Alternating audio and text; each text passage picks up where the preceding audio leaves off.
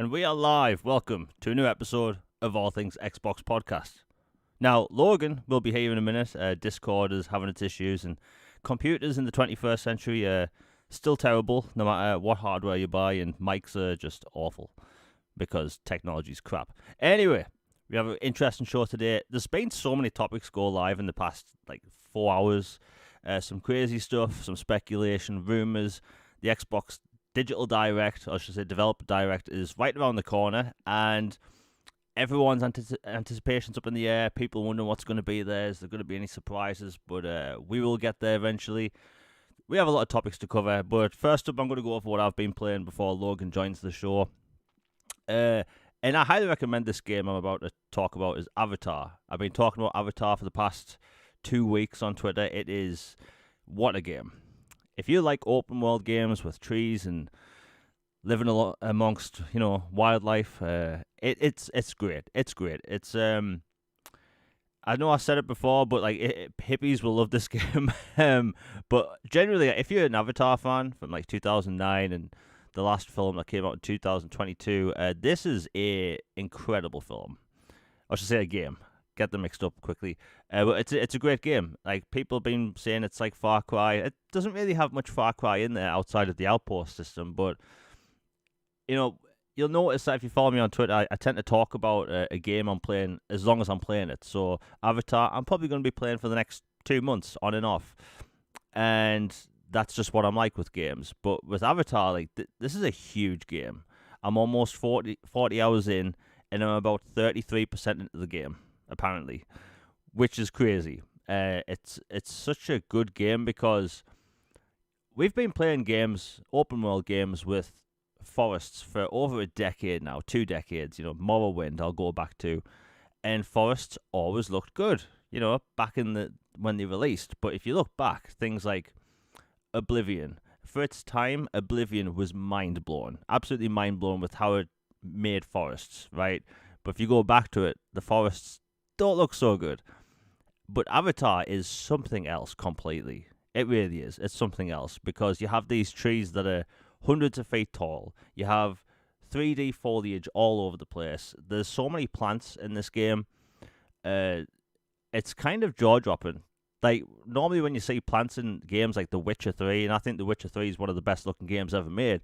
The Witcher 3, if you look down on the ground when you're walking past roses or lilies, a lot of Hey, can you hear me? Yeah, we got Logan back. Logan, how you doing? Doing good. Sorry about that. Every time we have a blizzard come through town, it kind of nukes my internet for a while. Yeah, it's been cold here, but like I've told you before, the worst weather we get here is some wind and an angry squibble, So I can imagine it being pretty bad there. But how have you been?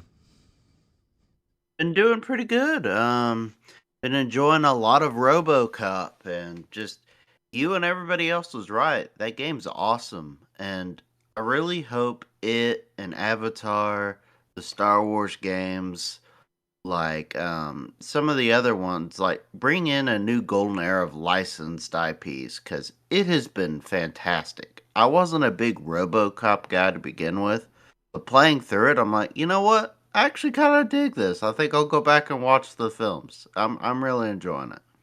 Yeah, just whatever you do, skip RoboCop 3. It is terrible.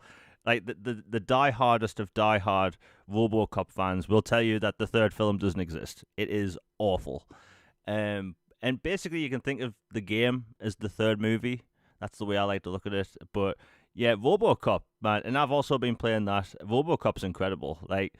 It's a game made by a very small developer. This developer made, I think it was the 2009 or 2010 Rambo game on the Xbox 360, and that was a awful game.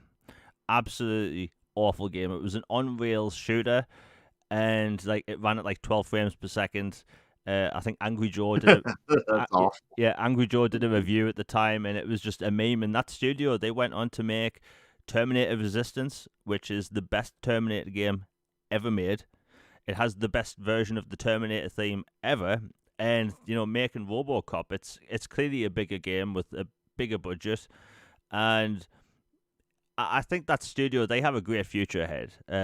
thankfully, I've seen that game listed at number 1 and number 2 in the UK in the Xbox top paid section a few times. So I think that game's going to have long legs. I think RoboCop's going to sell really well throughout the year, even when it gets like next Christmas. Same with Avatar. I think Avatar, that's going to have long legs. And you know what? I'll get into the first kind of main topic straight away. In the past, we've talked about, and a lot of people in the Xbox community have talked about, Xbox marketing for some games just isn't there. When Gears of War 5 came out, there was no marketing. At least in the UK, I never saw anything. And I think people are right to judge the marketing team on like not doing the job because never saw anything.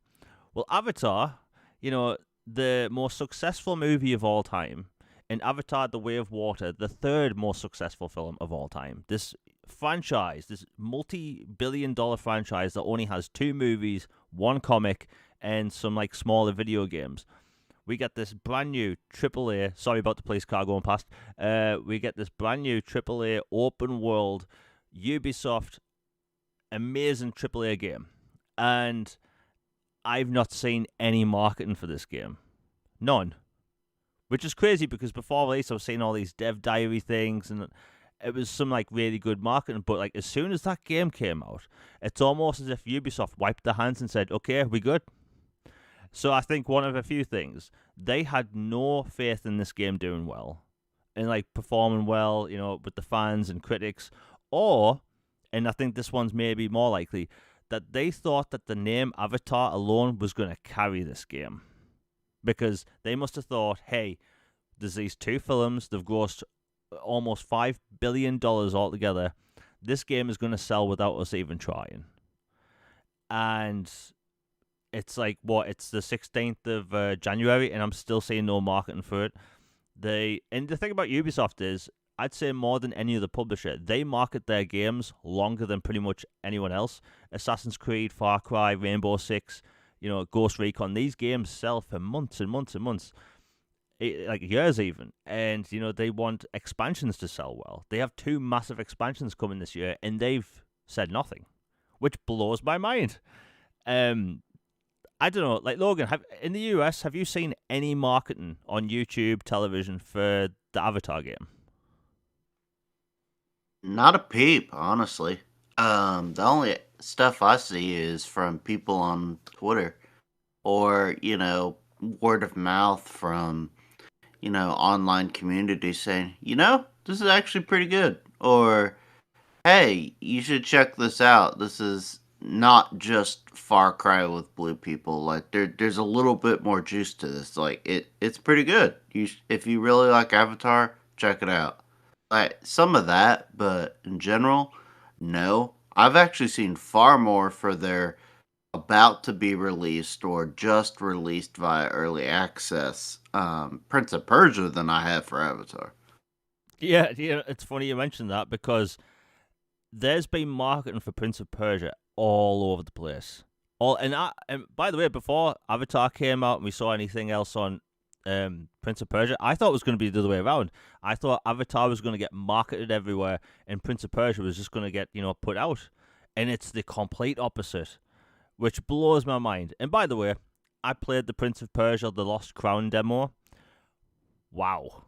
Like, if you like Metroidvania games, this is probably going to be one of the best games of the year. Not even kidding. The demo is pretty lengthy. It's built specifically so it doesn't really have any spoilers, so I highly recommend people play it. It introduces a bunch of gameplay mechanics. You don't actually play as the character you've played in previous games. You play as the prince's kind of knight, like main knight or like protector, security guard, whatever. But like a really cool game. They've got really high scores. They've got 10s, 9s across the board. And this is made by the Rayman Legends team. So you're going to get some really good platforming in this game. And there's clips online of people doing crazy moves with the combat. It's good. Like, Logan, have you played the demo at all?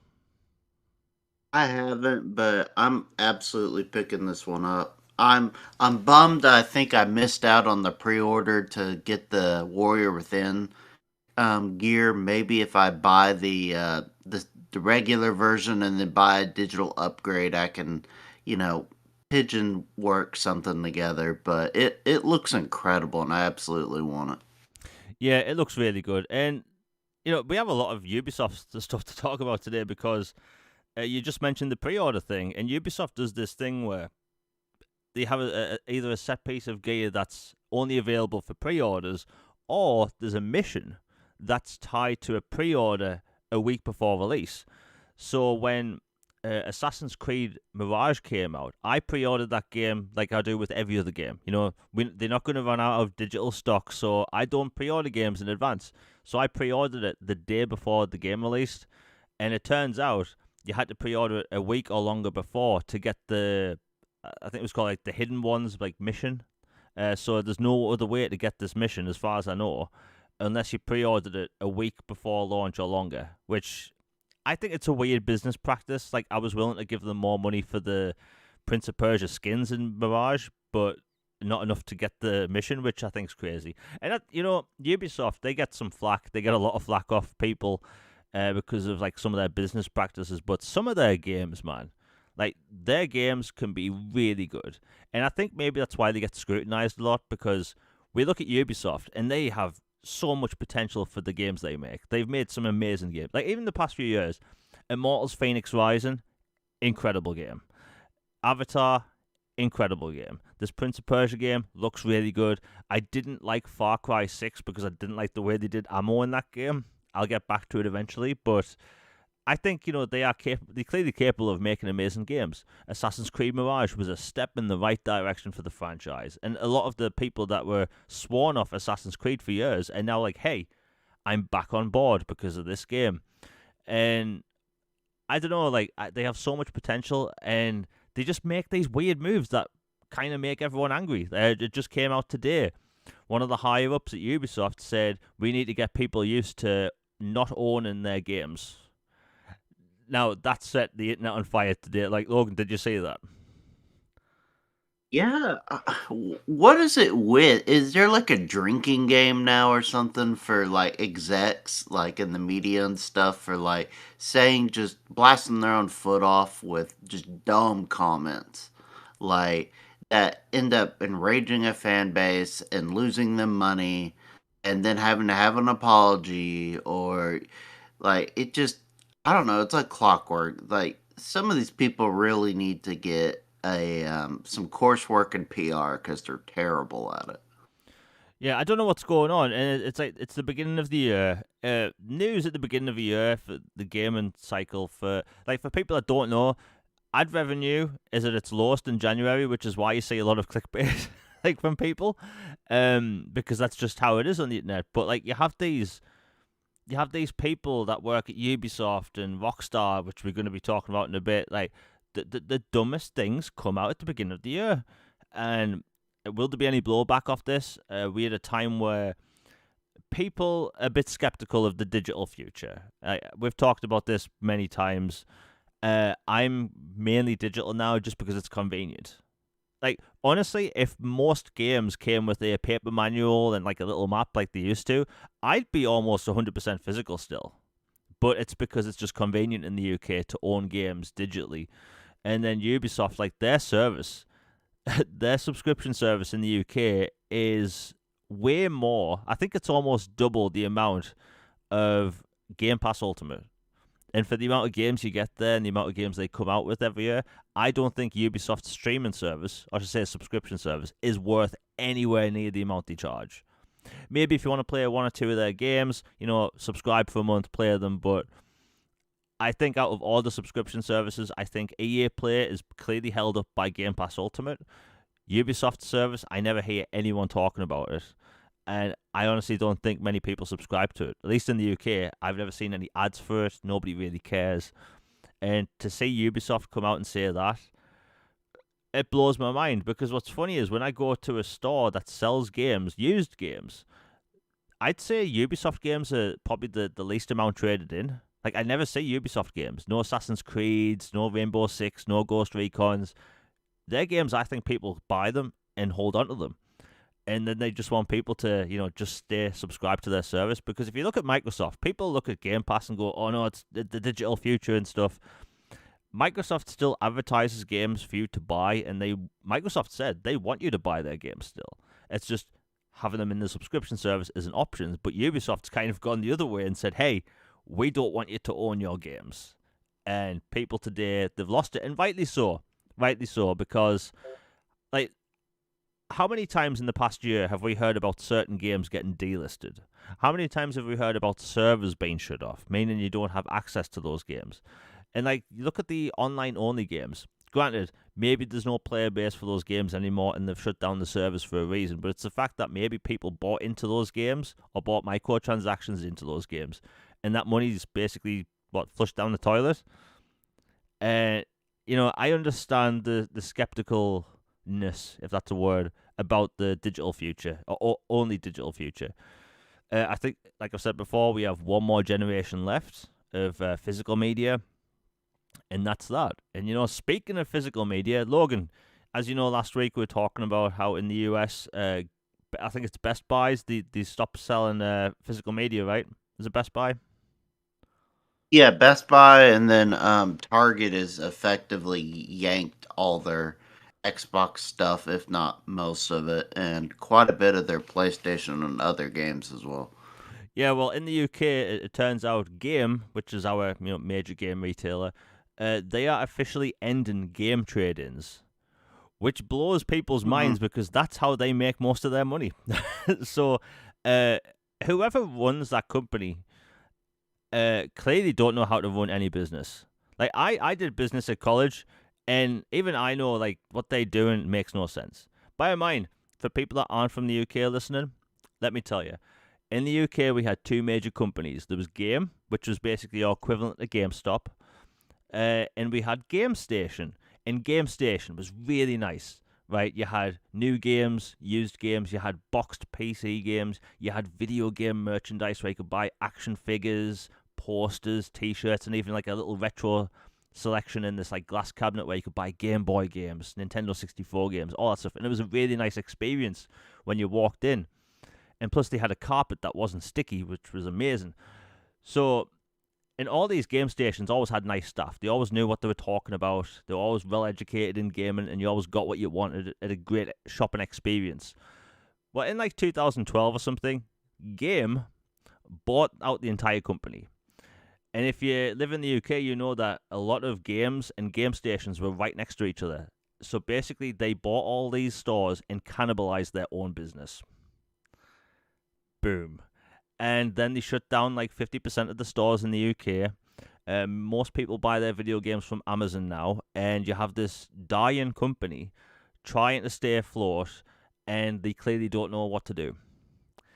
Absolute terribly ran company. They sank themselves. They sank Game Station, and Game Station was a better store place. But like, it's sad to say that I've been saying for a while, retail in the UK has been dying a slow and painful death for about 10 years, 10, 15 years, whatever. Amazon is basically ruling everything. You can go through entire shopping malls in the UK and there's just empty stores because nobody's buying physical in like a shop anymore. You want to buy a bookshelf? Order it online. You want to buy a video game? Buy it online. You want to buy a book? You can download it, and that's where we're going with video games, and that scares the living crap out of people. And I kind of get why. It'll get to a point in the future where, let's say, your favorite game right now is magically going to get delisted because of some licensed song in the credits. Well, maybe you can't buy that game physically anymore, and the only option to play it is on PC through, let's say, nefarious reasons or ways, should I say. And yeah, I don't like it. I don't like the fact that this is the way everything is now. The cinema's dying, although I think they can like save it. But yeah, the whole entertainment industry at the minute, they are all over the place. They don't know what to do. I don't know, Logan. Do you think there's any way that the going forward the whole digital only future is going to be okay in people's eyes? I think, well, it's complicated. I think there is a way forward for digital only. Like if it becomes to where you actually own your stuff and it's not tied up in, legal loopholes and like fine print that nobody reads when they ask you to, give your firstborn and blood and like 20 pages of notes about accept user agreement and crap like that. Like, assuming they find a way to where people can actually like permanently like attach their digital stuff to their person and somehow to where they can own their stuff going forward. Like, unless they do that, I think people are still going to be really iffy and paranoid about it. I'm more digital than I used to be. I still prefer physical if I can, especially if there's a special edition or something with a manual, CD, steelbook, something like that. But I think digital is just it's just the way things are heading unless there are some changes. I still think there'll be novelty shops and publishers who'll make, physical versions for those that are really, really into it and just gotta have it. But for the most part, I think companies like the streamability and the streamlined process of it, so they're just gonna go for digital.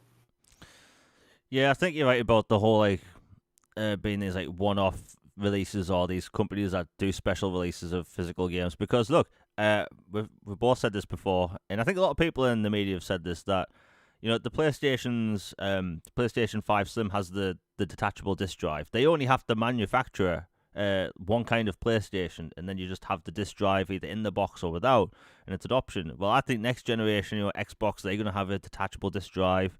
Funnily enough, that will actually be cheaper for for these consoles to be fixed, because basically the only thing that needs fixing in an Xbox Series X is the disc drive whenever that goes.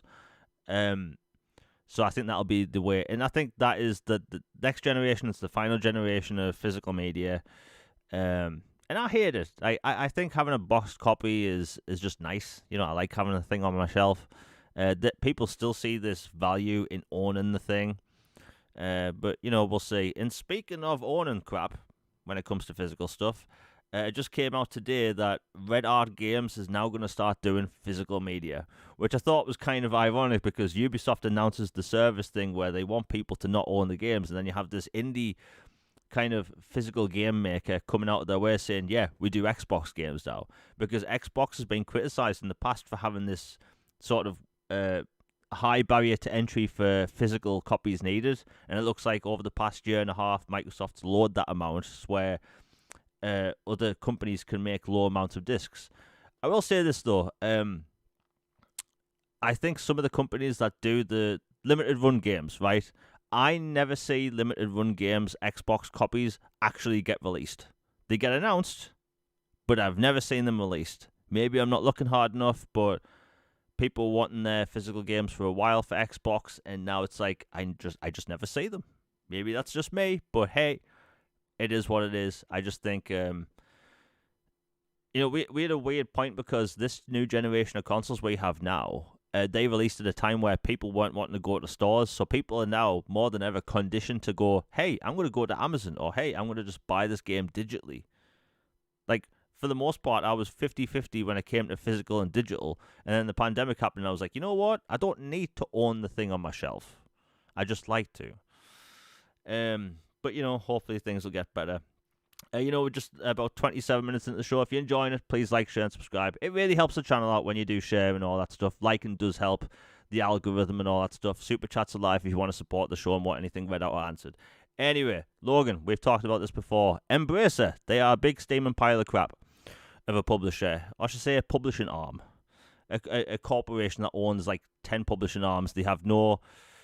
There's no synergy between all of them. People don't know which companies working on which IPs. Well, they've been firing their developers left and right, closing down studios. They closed down the bloody Time Splitters 4 studio, which they should be fined into oblivion for doing that. Well, it turns out that the developer of Alex 3, they may be getting shut down. And you hate to see it. And bear in mind, this is kind of just a rumor at the minute, but every rumor about Embracer shutting down a studio came true. That's what you get for like they have, I think it was like over 80 studios. It was in between 80 and 130 studios.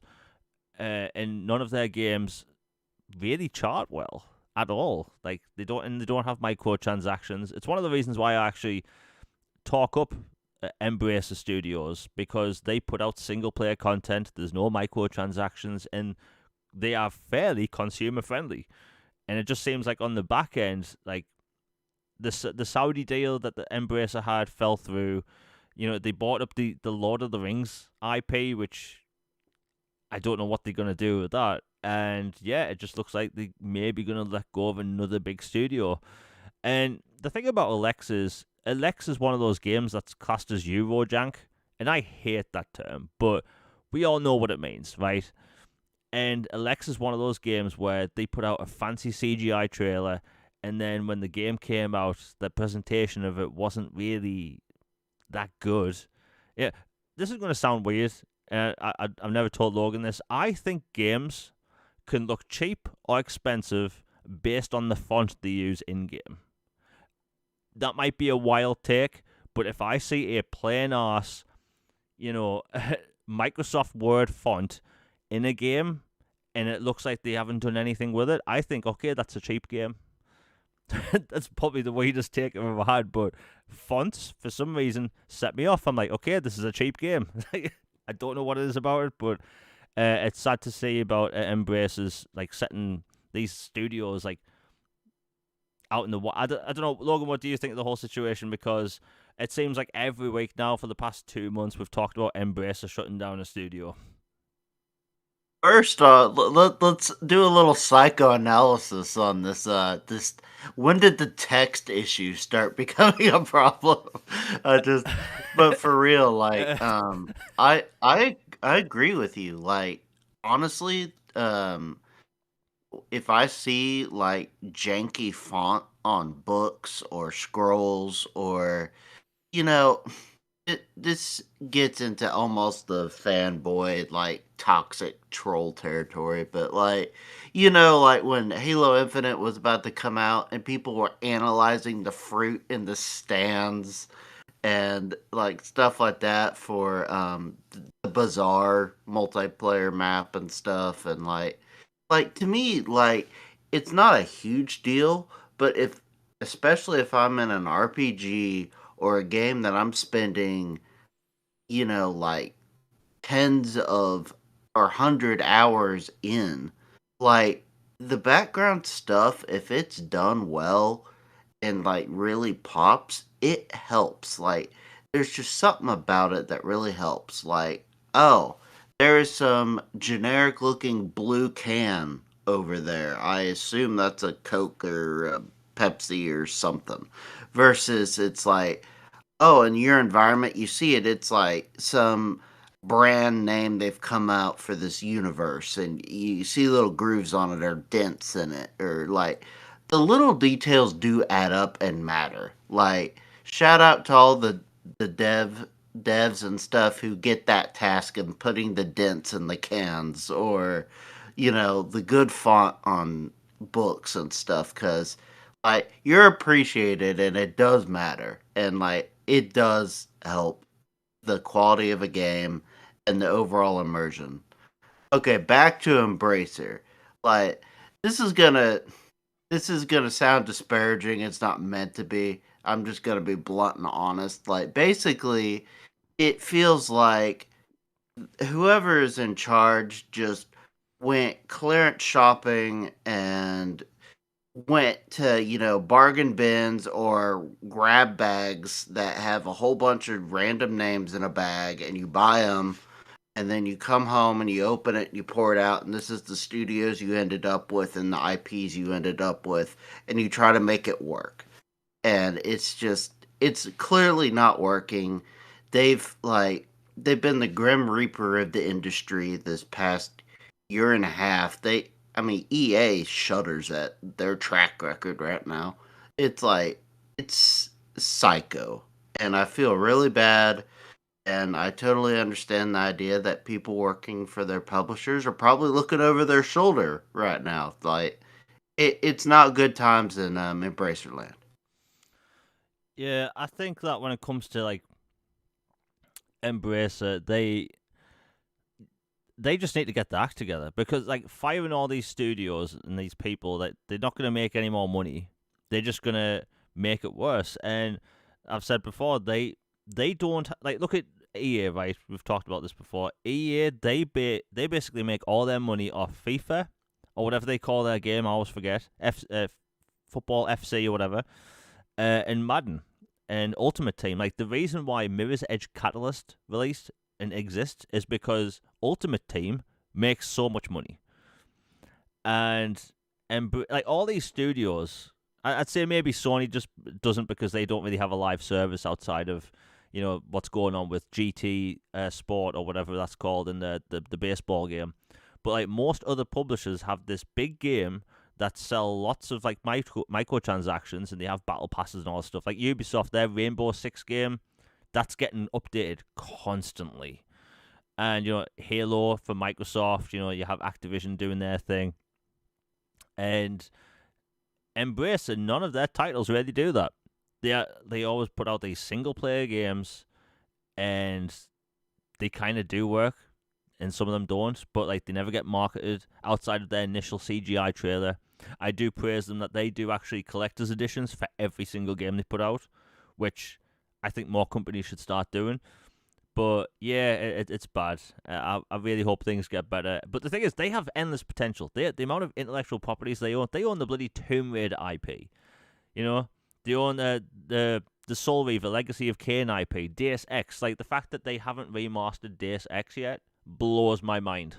Like, that's easily a couple of million copies right there.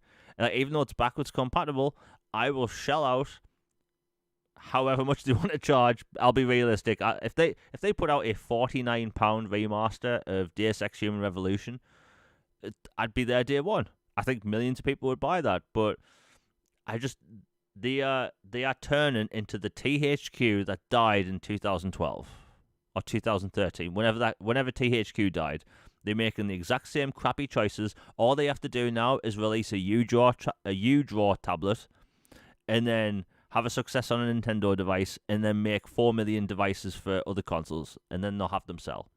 That's where THQ is probably going. Anyway, that's enough about THQ, because it's sad, you know. It's people's, you know, livelihoods and all that stuff, but also it just gets tiring talking about this stuff because it's every bloody month. Anyway, let's get into some positive stuff.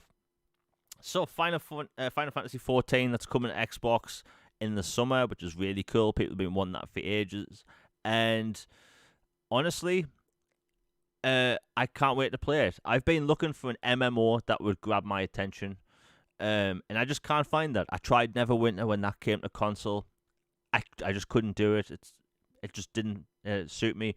Elder Scrolls Online is such a big game. I just didn't know where to start. I've put maybe 10 hours into it. I will get back to it eventually, but.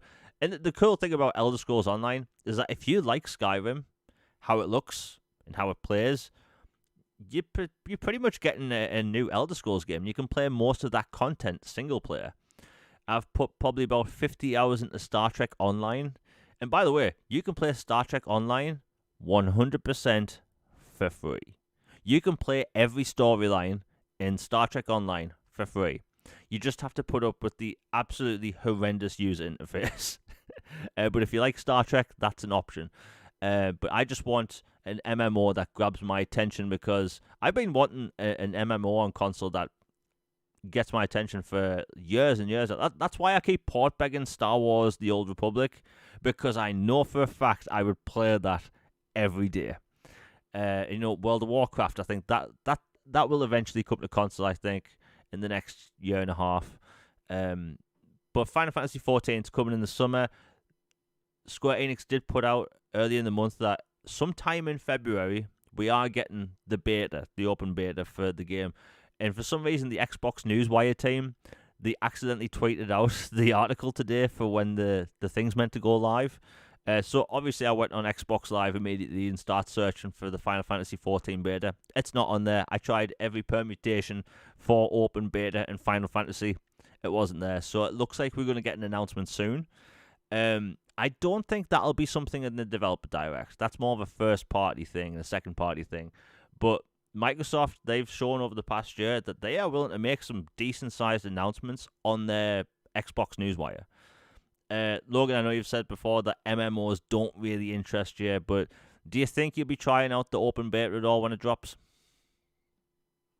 I might have a cursory interest in it. I might check it out for a little bit, but like you said, generally MMOs aren't my thing. Like I would make an exception for Old Republic or for WoW if they, you know, I assume WoW will eventually come to Xbox within the next year or two, but if Old Republic especially ever came to Xbox, I'd be all over that. Like I love that world so much, and the cutscenes are just like chef's kiss, just beautiful, like cinematics, and just please bring Old Republic to console. It shouldn't be that hard.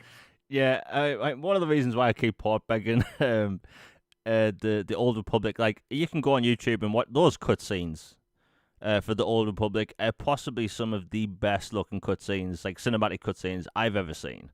Like you could watch them all. I think there's like 10 hours of cutscenes or something. They all in 4K.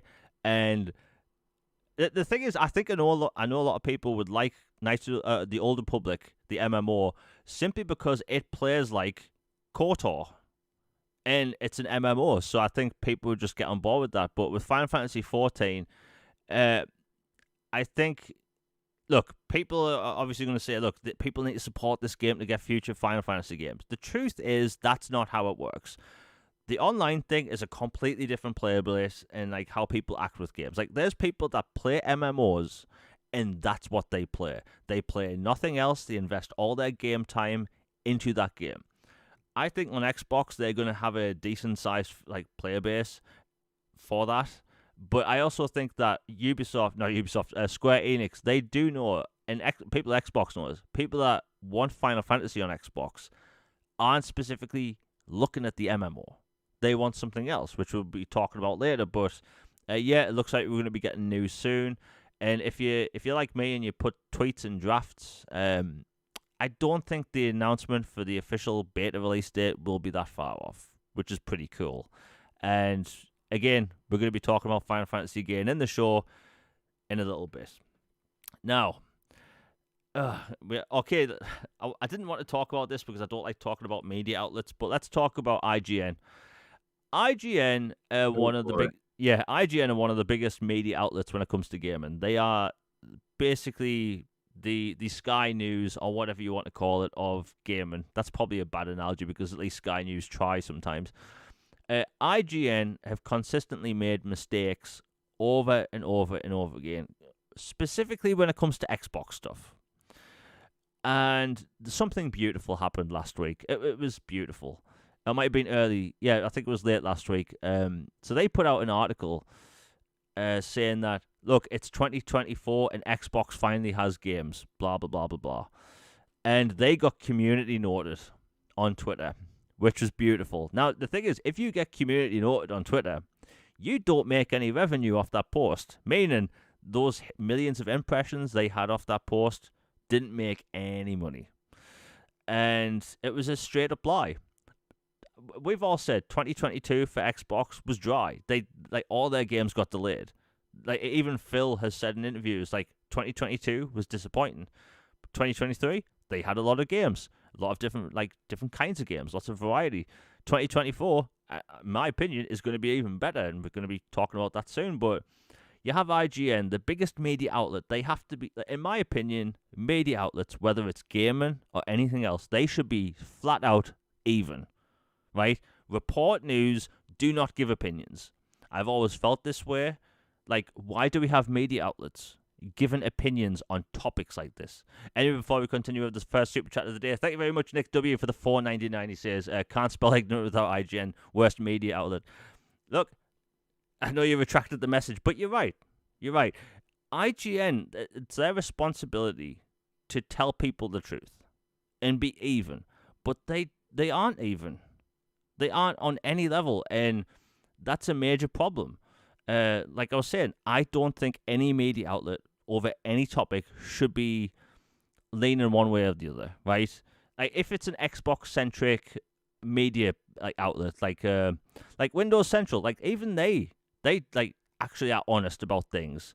And when it comes to like PlayStation, Nintendo, and stuff, and other gaming things, but like if you specifically report Xbox things, that's what you're meant to do.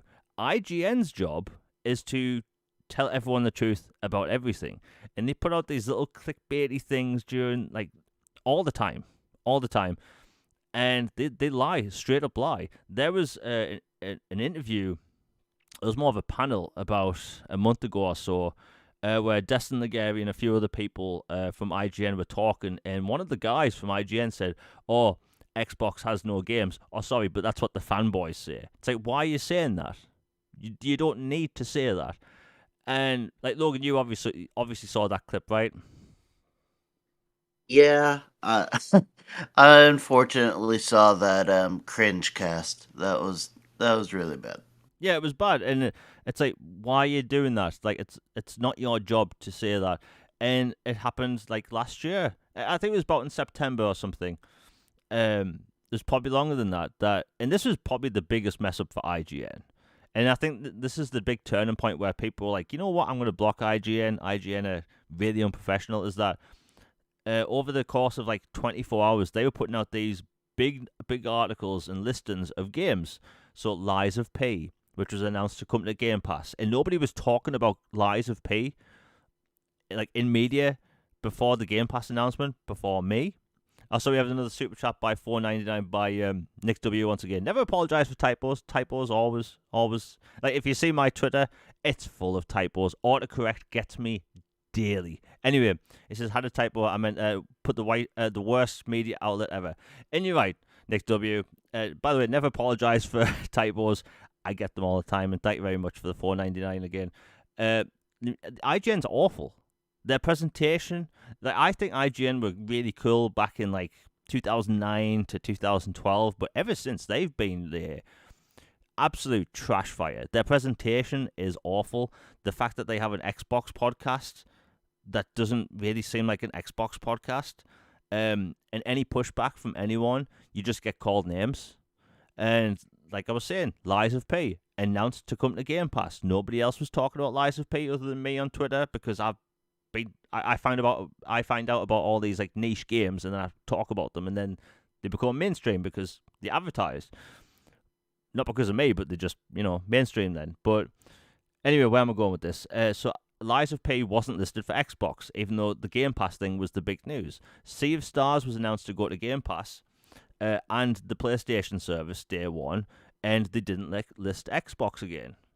And then the straw that broke the camel's back for me was Persona 3 Reload, which is the remake, announced on the Xbox stage in June and announced to come to Game Pass day one. In IGN, an IGN employee told me that it's because the directory wasn't updated. So you're telling me a game that was announced on an Xbox showcase, it wasn't in the database listed for Xbox when it was entered? That makes no sense. They are the most. They are ridiculous. And the thing is, they are the biggest media outlet when it comes to gaming. They are an awful. They just practice awful crap. And I'll never forget this. Right, back when the Xbox One came out, they did an unboxing like most media outlets do. They unboxed the thing, show people what the HDMI cable looked like and stuff. And then they did one for PlayStation. And then like a week later, it might still be on YouTube, they had this video where everyone at IGN was opening up their personal PlayStation 4s. And I thought, well, that's a bit weird. And a lot of them had inscribed ones sent by PlayStation. People make fun that they had like Sony Bravia TVs all over the place and stuff. And they're just so unprofessional. And I don't like their presentation of like things now. And honestly, I don't actually pay attention to IGN outside of people memeing on them and basically their posts like a community notice. Outside of that, I don't give them any attention. I will take pictures of the posts if they need to be talked about, but outside of that, I think IGN are just awful. People on Twitter do their jobs better and for free, which blows my mind. They don't actually cite sources properly at all, which is a big media outlet. You should. I know Jez from Windows Central's pointed out, like a bunch of his articles and stories have, gone viral. Yet he hasn't gotten any, credit, and that just blows my mind. That this big media outlet, it's their responsibility to not be a dick, and they act that way. Sorry for swearing. Actually, I don't even think that's swearing. But anyway, IGN, people like Nick W said, like they are like IGN, they are ignorant, and that's just the case, unfortunately. Anyway, Logan, have you got anything else to say on IGN before we change topic? Not too much to add. Just like I like Destin, and I don't agree with him all the time, but I can tell his heart's in the right place, and he actually does like Xbox, and he's invested in the ecosystem and the community.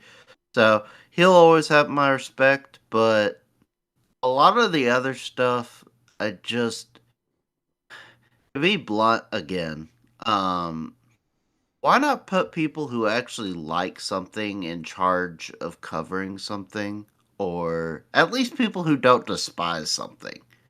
It's just, I don't know. It's just always kind of funny how you have an Xbox cast or crew who, man, you sure fool me thinking it was an Xbox Pro podcast or whatever. It's just a mess, and I'll just leave it at that. No, you've got a good point, because like, let's say if I were to start a podcast about film grain and motion blur in video games, and it's just hours of me ranting about it every single week, but it's specifically a podcast about film grain and motion blur in video games, and it's just 2 hours of me whining every week. That's not really it's not really doing anyone any favors, but like, you go to any Nintendo podcast at IGN or whatever, or any media outlet, they're like, hey, come to Nintendo this week, you have this Mario game, this Zelda game, isn't Nintendo great? We're going to have a brand new Switch 2 and all this stuff. Mario, Zelda, awesome times. Joy-Cons and stuff. And then PlayStation, like, yeah, I played, the Spider-Man game. Hey, we're going to get Spider-Man, Last of Us, Spider-Man, Last of Us, DLC, God of War, Last of Us, Spider-Man, Last of Us. That's what every bloody thumbnail is, by the way, for PlayStation content. Last of Us, Spider-Man, God of War, Last of Us, Spider-Man. And then you have an Xbox podcast at IGN or a big media outlet, and they're like, so, I played Bloodborne this week. And it's like, there's no synergy. Like, it doesn't feel like an Xbox show. And the thing is, I think Xbox podcasts, they can be some of the most criticizing of any podcast. Xbox fans tend to agree with like things said that's negative with them, or things they've done bad, because Microsoft, they aren't perfect. No company's perfect. I've said before, Microsoft, they need to get their act together when it comes to some marketing. They need the DVR fixed on console. They do need more third-person games, in my opinion, because I always see that a lot. But in general, I think Microsoft's learned, and the fact that just every PlayStation-centric, every Xbox-centric podcast for a major media outlet is just like very down and depressing, and I don't know, like that's kind of missing the point, Anyway, we'll move on. I want to talk about this last week because we just didn't have time. So about a week and a half ago or something, Jason Schreier from wherever the hell started talking about how there's going to be this single player renaissance, and how a lot of media publishers, are going to move away from doing, live services. Now, if anyone's been paying attention to the podcast for a while, I've been saying this for about a year. Like, you have EA, they pump in a lot of money into single player content now. Dead Space Remake did well. We've talked about this before. Jedi Fallen Order scared the living hell out of EA, because that made them realize, oh yeah, we can make money off single player games. And there's no microtransactions in those games. And there's no expansions for those games. But we can sell these single player games millions of copies. And now we have EA committing to single player superhero games. We're getting the Black Panther game, I was going to say Iron Maiden game, but Iron Man game. That'd be sick. Yeah, it'd be pretty good. We're probably going to get a Dead Space 2 remake at some point, and they are all in single player. We're going to see more Star Wars games from them, obviously, and these publishers are learning. Like, look, if you want a Call of Duty style game, you play Call of Duty. If you want to play a Battlefield style game, you play Battlefield. If you want to play a Destiny style game, do you know what you play? Bloody Destiny. You don't play any of the clones out. Maybe the Division, obviously, but like Anthem didn't take off. None of these Avengers definitely didn't take off, and I think like obviously competition is always great, right? We want competition for games, but we have to admit we are at a point now where nobody's going to take down Call of Duty. Oh, sorry, we have another super chat by Nick W for $1.99. Thank you very much. He says, "This is the only gaming podcast to listen to." Oh, thank you very much. I do try, and the support is always appreciated. It's Appreciate it. This podcast, I was originally wanting to start back in like 2017, but I didn't know how to do it, and I didn't have the time. But it's much appreciated, all the support and that, and I have lots of cool things planned for the channel, on-camera content and all that stuff coming this year. But yeah, thank you very much. It's always nice to hear a compliment like that. But yeah, when it comes to like the whole like live service thing, like nobody, look, like I've said, competition's great. If you want to play an Avengers game, you're probably going to get something single player. If you want to play something like Destiny, these Destiny clones aren't going to take off. None of them have. Call of Duty, people have been wanting a Call of Duty, a competitor for years. And do you know what the closest one was to coming out? It was Ubisoft's X-Defiant. And I played in the beta. Oh my God, that was awful. It was so bad. And the thing is, I think one of the developers followed me, like, the controls just don't feel good. It doesn't feel good to move around and shoot targets. It is awful. And a lot of the big Call of Duty, like, content creators, they were looking at X-Defiant thinking, maybe this is that game. This might be the game that takes down Call of Duty, or at least makes Call of Duty move the needle and do something different. It's like, no, nobody's doing anything. Like, I think these franchises that, you have Halo doing Halo, you have Battlefield doing Battlefield, you have COD doing COD. I can't see any major publisher ever taking those down, right? And I know it's not good for competition, but like, Logan, can you realistically see another game popping up like, let's say, Destiny, and doing the Destiny thing and moving the Destiny community over there? Well, considering how Bungie themselves are having a world of a time trying to keep Destiny afloat, I'm going to say no on that one. Yeah, and like these games cost a lot, but single player, more than ever, we see people all the time now saying, I want single player games. And finally, publishers are actually listening and learning because, like, look, I'll put it out there.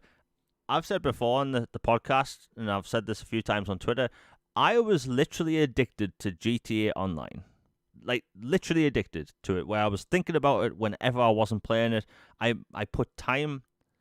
made time in my life to play GTA Online, outside of my regular game time, right? It affected my personal life, not in a really bad way, but like it literally affected my free time, GTA Online, because I was literally addicted. But even though I put thousands of hours into that game, even though I made over $378 million in that game, do you know what I never did?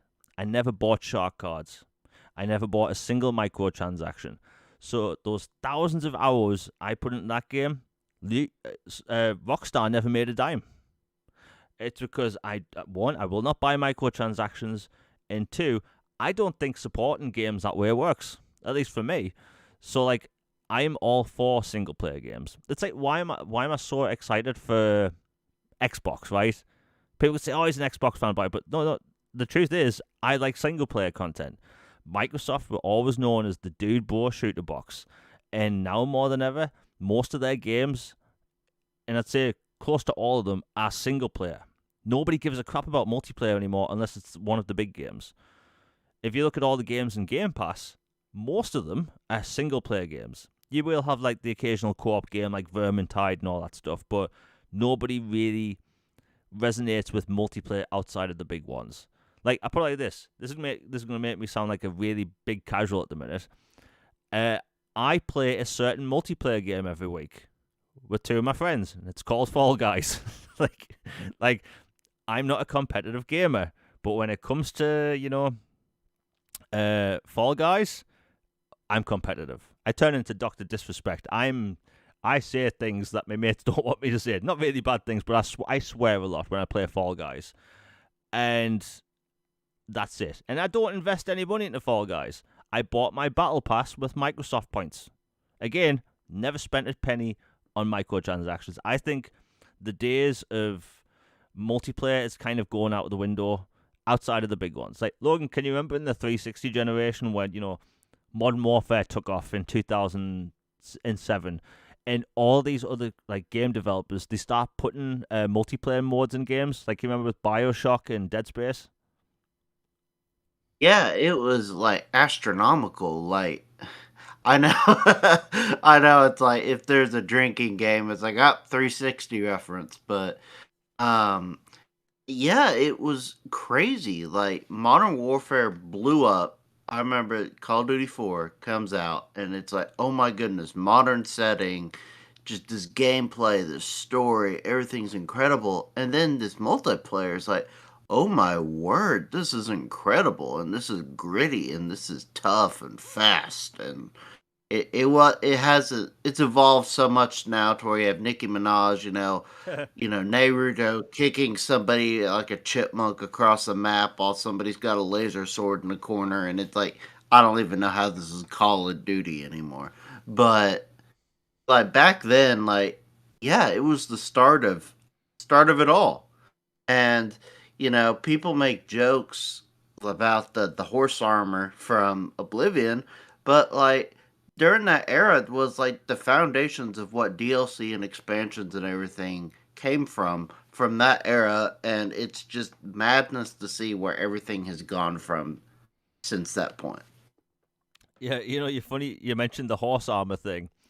So that horse armor, I can't remember the price of it back in the day. I think it was maybe $4.99. It was fairly cheap.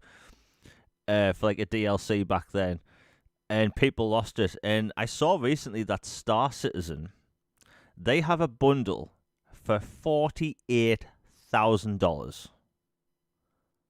Real money. You get some spaceships in the game, and it costs $48,000. And the funny thing about that is that you only have access to purchase that if you've already spent $10,000 in Star Citizen. And the funny thing is, people made more of a fuss about horse armor. None of the big media sites are talking about, oh yeah, this is kind of horrendous that you're charging you're charging blood diamonds for a spaceship in a video game. That is batshit crazy, let's be honest. But single player content, I think we're going to have this really good renaissance of single player games going forward. Like, I always talk about Focus Entertainment because I think they are the best third party publisher. Most of their games are single player. They publish some really cool games. They have some good games coming out this year, like Warhammer 40k Space Marine 2 and the Banisher's Ghost of New Eden. Like, their games are really good, and they're single player. And like, if I've looked at Microsoft's roadmap for Bethesda titles and Xbox Game Studios titles, and I'm not even kidding, there's about 20 games, maybe more. I'll have to check the list again of games coming, and I'd say maybe 2 or 3 of them are multiplayer. And those multiplayer games are actually co-op. So, like, that's Xbox doing that, and like EA is like the most money-hungry publisher, and they're investing into single player. And I'm just happy to see that publishers are actually learning. Like, if a video game developer puts out this brand new game and it's a live service title, I tell you what, I'm not buying it. I'm just not. And one of the main reasons I'm looking at that Suicide Squad game is that they're putting out a patch after launch so you can play it offline, which means no live service. Like, that's going to have a big story, apparently. I'm looking forward to checking that out. But single player content, we're going to get more of it. And I think when it comes to like all these single player games, is that I just saw in chat, 13 Kerry mentioned I think it meant Greedfall. Like, Greedfall 2 releases this year. That's by a smaller publisher, Nacon, and that's going to sell well. because people want single player games.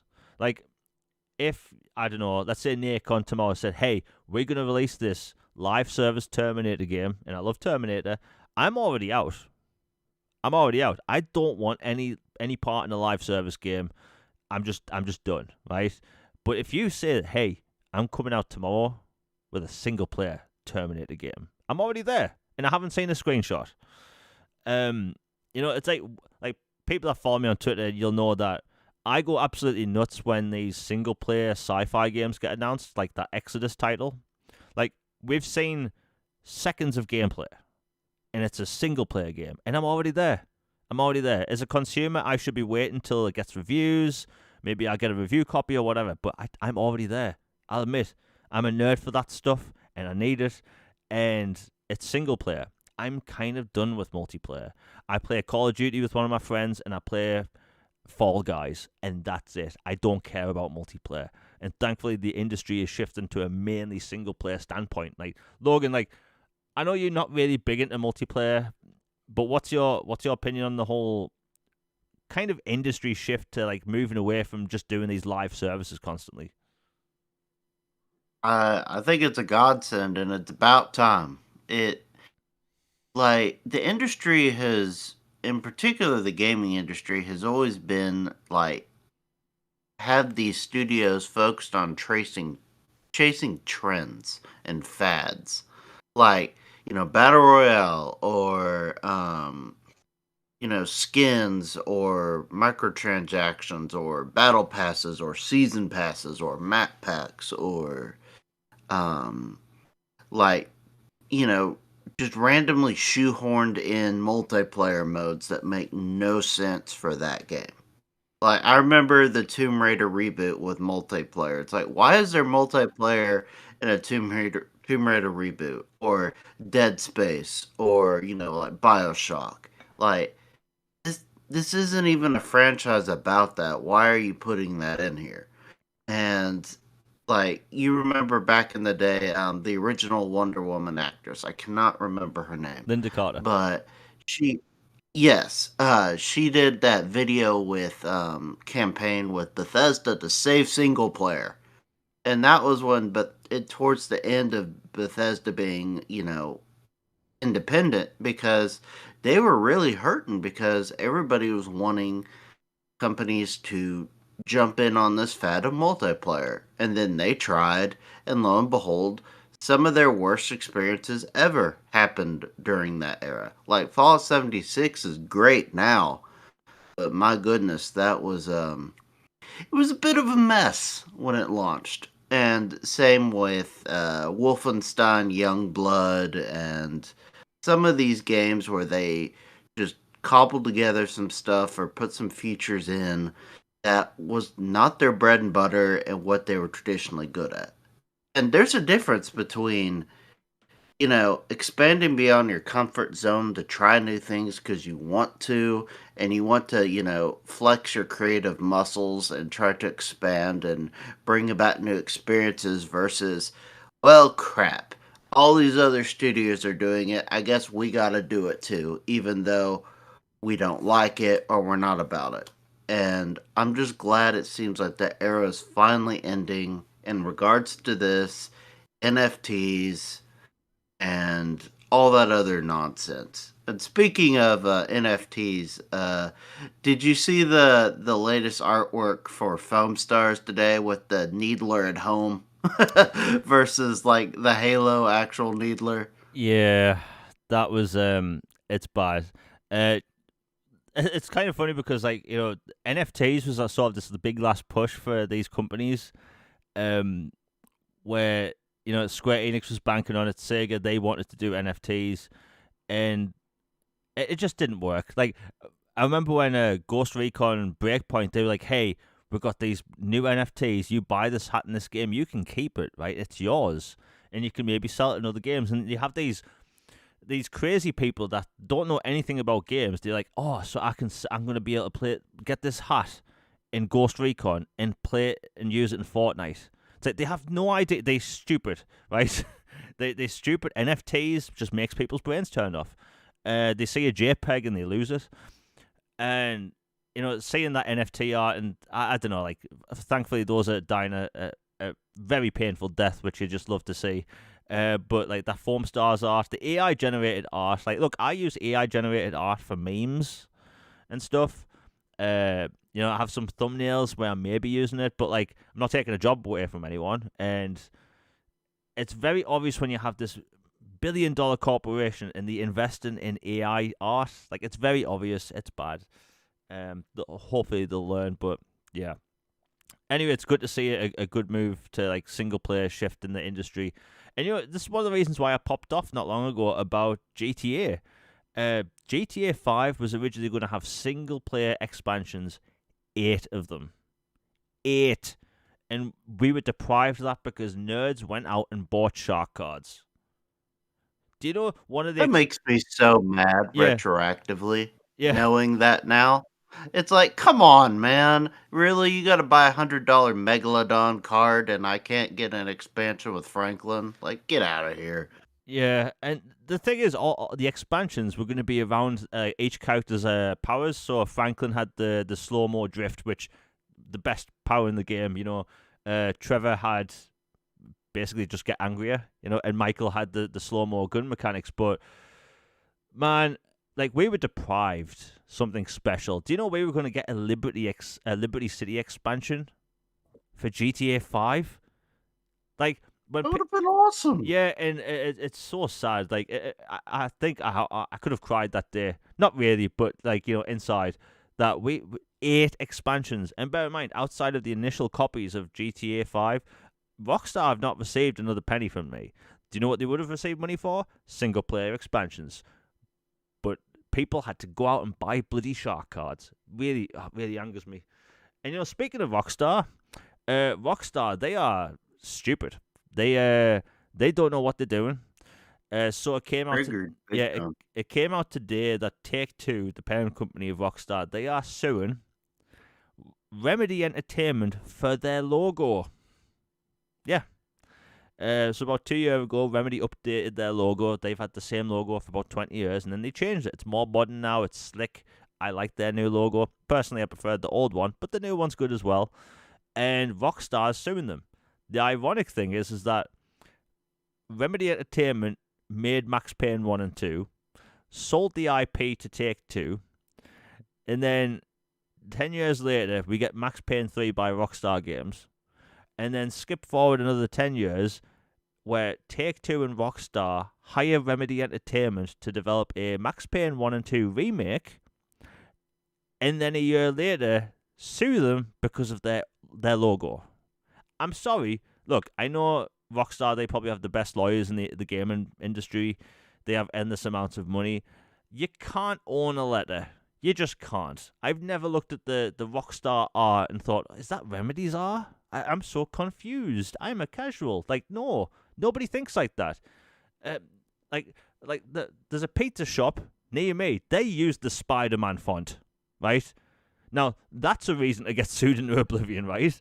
But like this, it's a letter. It's stupid, and I hope there's enough community pushback from this where they drop it, because Remedy, I've said before, they're one of the best, most beloved developers in the industry, and to have Take-Two, this multi-billion-dollar corporation, want to take down Remedy for a letter?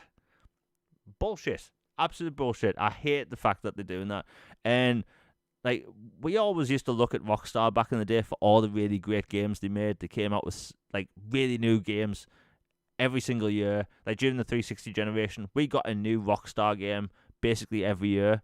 And then the second they found shark cards, there's all this legal trouble. People aren't allowed to mod their games anymore, and they get into trouble. It's, they hire out this crappy studio to make a remaster of the trilogy. And it turns out that studio just used a bunch of AI to like up-res stuff. And I don't know, like, Rockstar, they aren't the company they used to be. They really aren't. And obviously people are going to forget all this when GTA 6 comes out. But like, man, to see Remedy get sued by Take-Two, it's like, Logan, it's stupid, right? All this that's going on. Do you think they'll actually cave and just drop it? I don't know, but it is more than a bit ironic that, like you said, that they're partnered with you to work on a game franchise you own, and you're mad at them for a logo that they've had for some time now. Like, you would have thought you would have proposed an issue with it when it was first revealed or announced, but you wait until after they're already starting to work on a project for you to go, you know what? Actually, we don't like your R. We're going to go after it.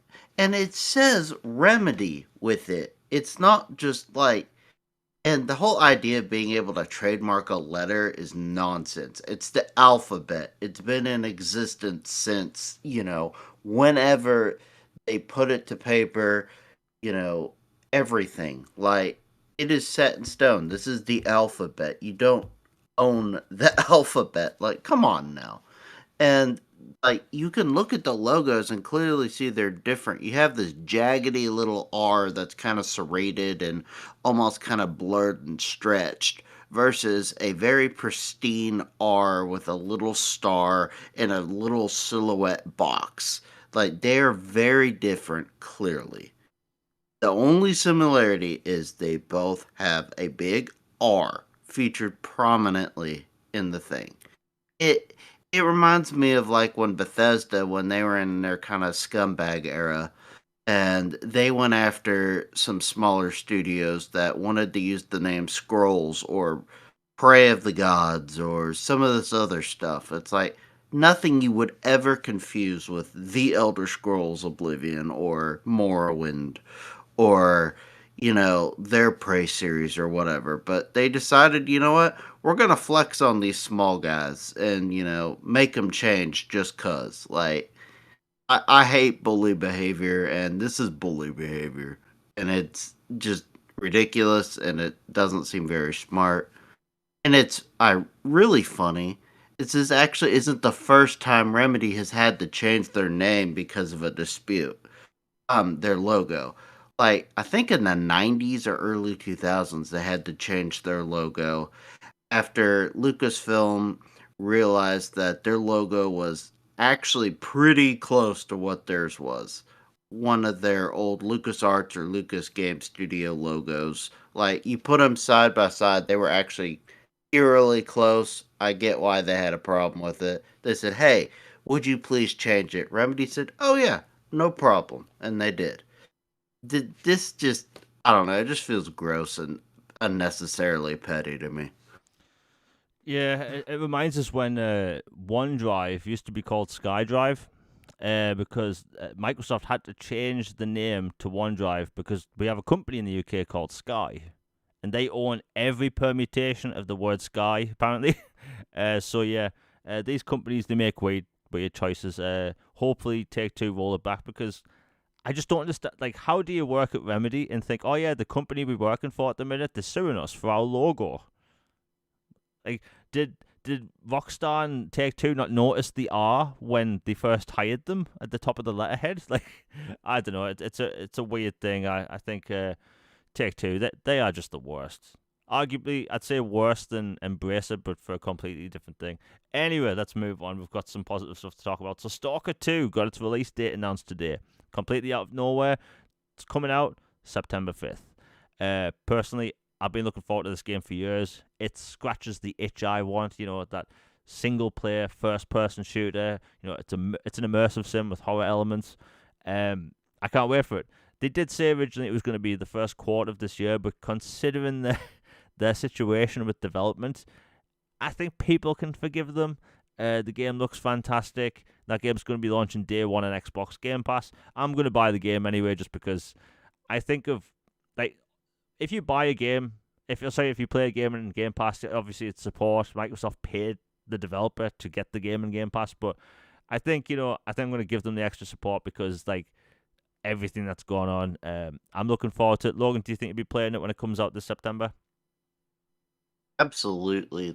This game looks awesome. I obviously their whole saga is well documented, and they deserve all the kudos in the world for being able to even create something during all this. let alone, publish it and get it out there on a massive scale. And just kudos to them. Hope they're doing well. Yeah, and like you, I will go ahead and purchase this one. Like, give a little bit of extra support to them because they definitely could use it right now.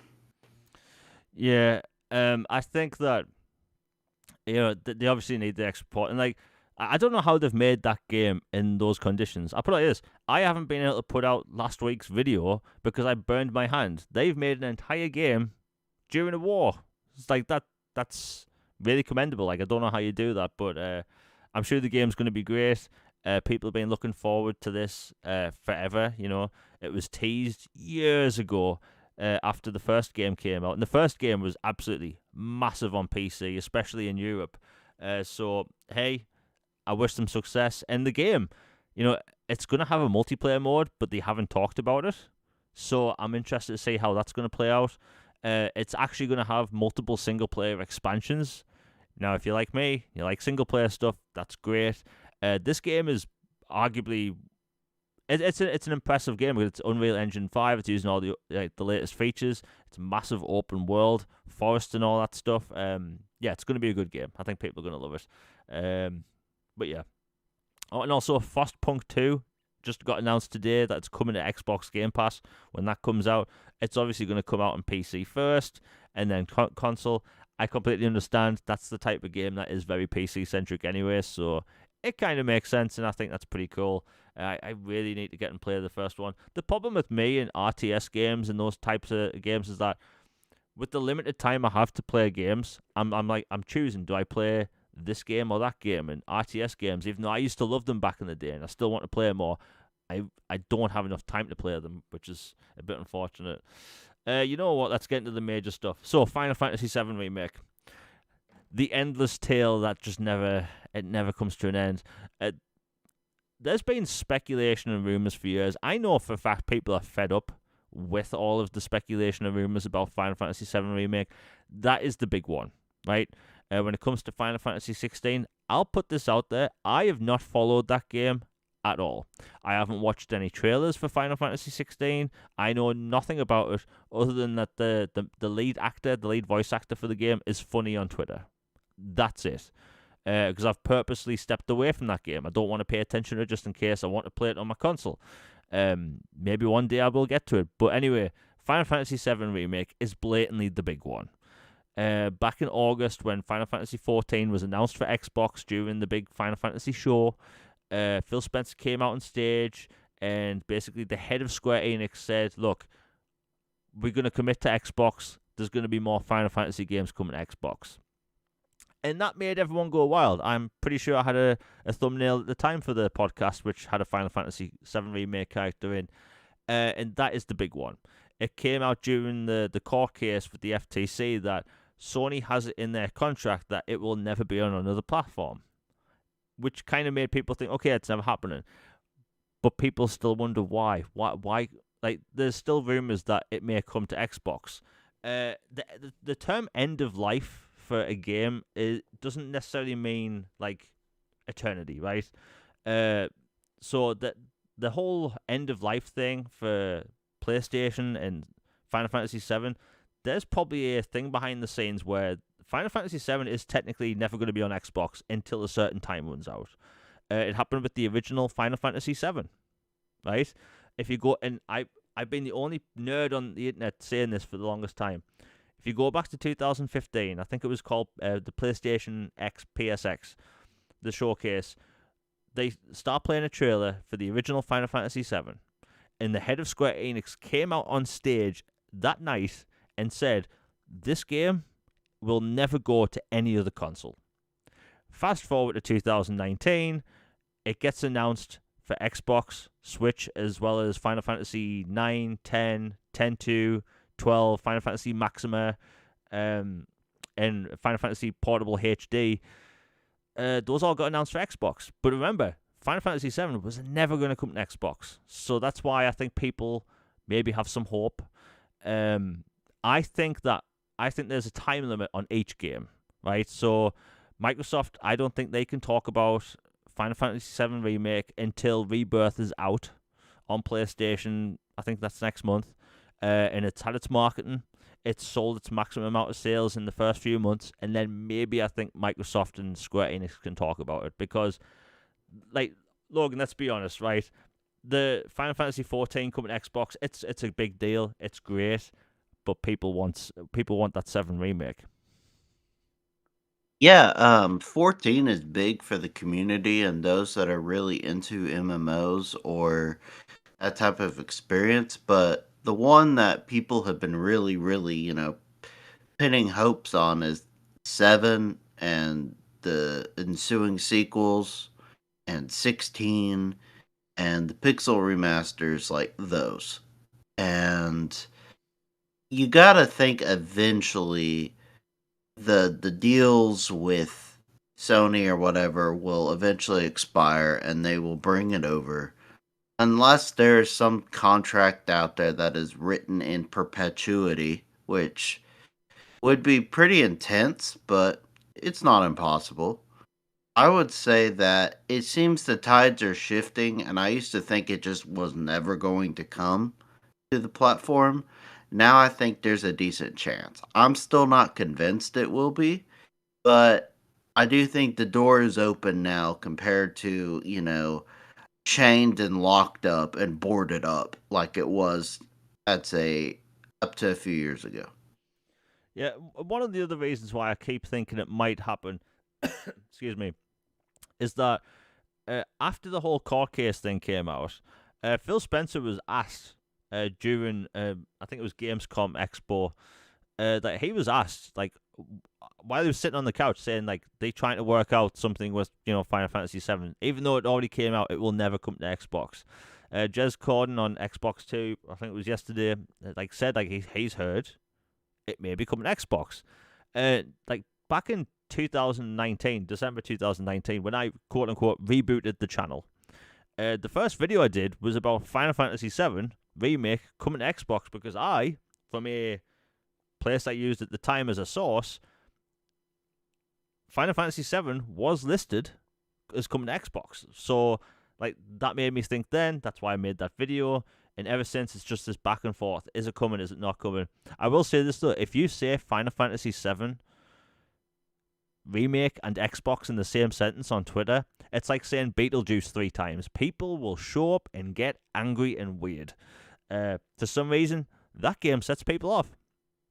I highly recommend people just test it. Just type Final Fantasy VII Xbox. Maybe use some AI art of Cloud holding an Xbox controller. By the way, that sets people off.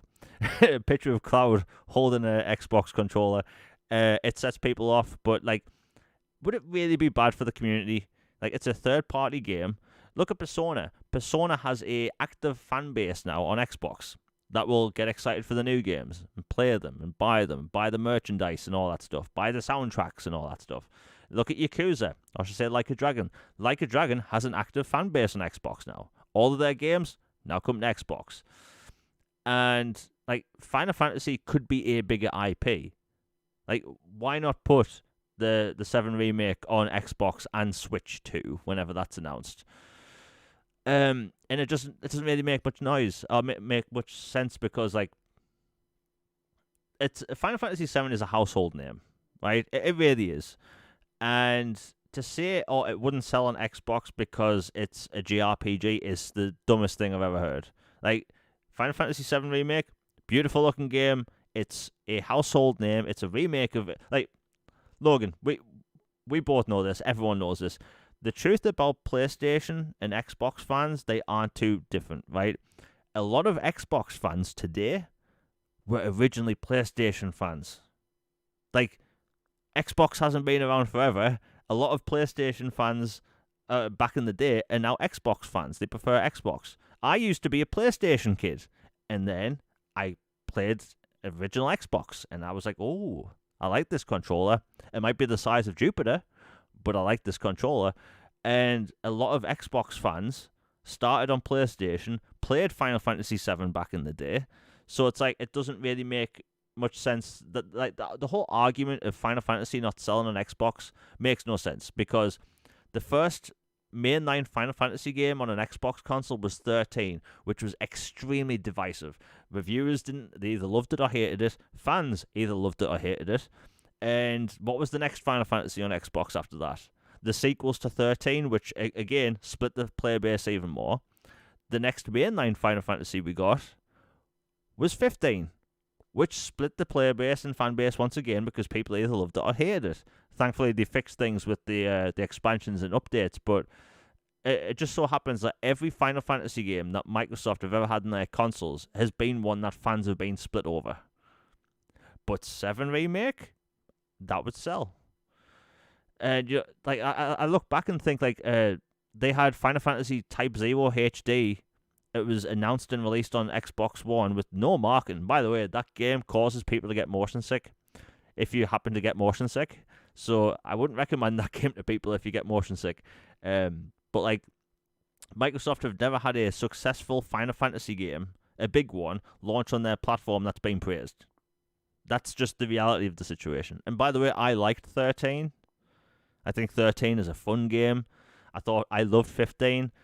15 was a great game. I thought 15...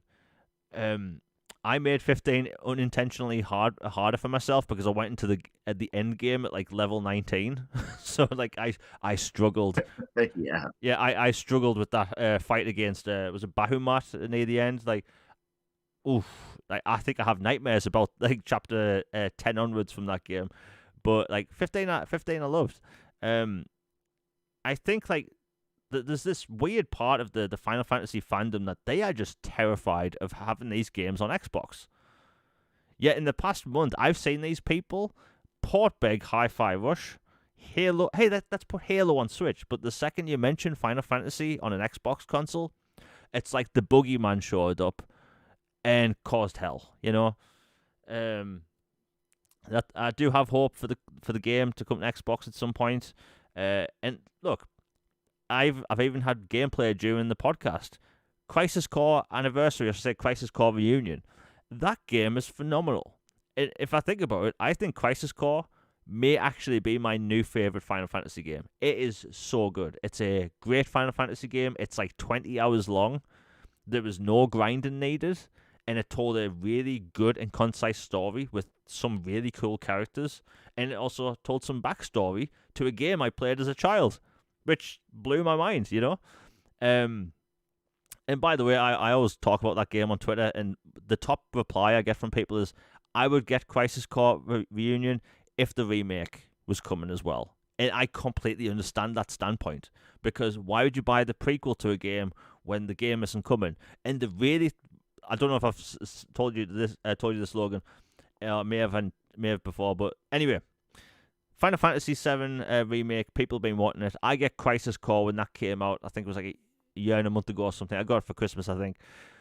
Anyway, I played it, loved it, hit the credits. The credits rolled at maybe 3 in the morning for me. And I'm not even kidding. The end of the credits, the end with the opening cutscene of the Final Fantasy VII Remake. Yeah, that's such a troll move. No, it was a dick move. And I was there at 3 in the morning, swearing my head off. I was like, "You did this, you mother!" I went off, and I was just in the room by myself, and I think my neighbors must have heard me because I had that experience, that amazing experience with Crisis Core Reunion, with Zack Fair and all the characters. I wanted more, and then you end with that.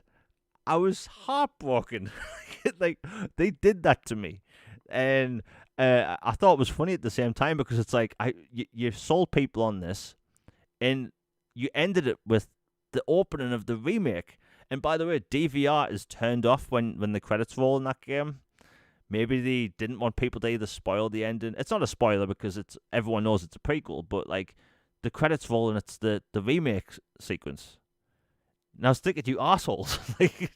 You did this to me, and I knew that Crisis Core was a prequel. I knew that going into it. There's the whole backstory and the whole little town being lit on fire with Sephiroth. I knew that, but it was the fact that I was thinking maybe Square Enix were advertising this as the prequel to the original, like Final Fantasy VII, but the fact it ends with the opening cutscene of the remake, that got to me. And I was perfectly fine with it being a prequel, but it was the fact that even while I was playing, I'm like, some of these are the same character models from the remake. The headquarters looks like the one from the remake, and it's just like, I don't know. Again, I think it'll come eventually. People just have to wait. They need to get the next game out. It would be cool if maybe they can get it out on Xbox by the end of the year. You know, Rebirth will come out on PlayStation. I think it's next month. It'll have its main marketing cycle. It'll sell for that'll sell really well. But I think maybe in like 6 months we will hear something, because the fact that this rumor just keeps popping up is a bit weird. Let's be honest. Anyway, let's move on. We have a lot more to talk about. Logan, so now I don't know if you saw this, but apparently South of Midnight, the new game by Compulsion Games, it got a random store page update on Xbox, where you can actually pre-install the game now. And there was a leak apparently in December where it may come out this year. Do you think the game all of a sudden being listed for pre-install means the game's actually going to come out this year? Because Microsoft, they have a stacked year, and we haven't seen any gameplay on this game other than the announcement we got last year. Do you think South of Midnight could possibly come this year just because the store page got updated? I I would say I think there's a good chance that it comes this year. I wouldn't say it's because of that. I do think that's more evidence and that helps because like frankly there like Stalker 2 and some other games that ended up getting punted to the moon for years and then they're finally coming out. Like they had pre-installs and other stuff like even like way ahead of time. So that doesn't 100% mean anything, but it's definitely eye-catching.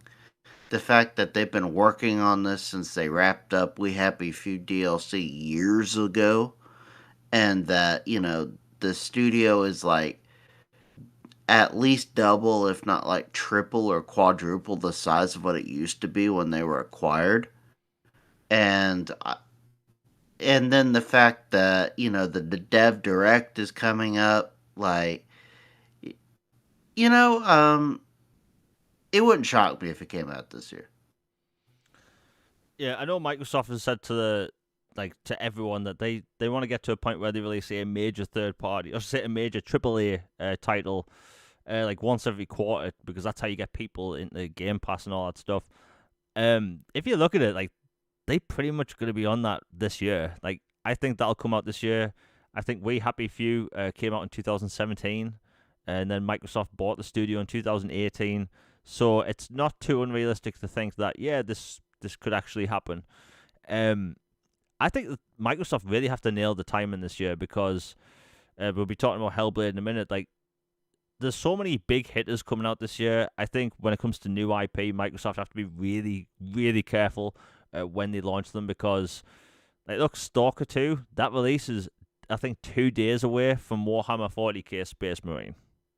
One of those games are moving. I promise you that. One of those games will move, even if it's just by a week. But, like, I think that we learned this last year. There's so many big games coming out that some games just get lost.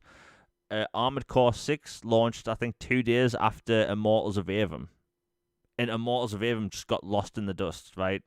So, like, I think Microsoft has to be careful with these games. HellBlade 2 is apparently getting released on the 21st of May. That kind of leaked today.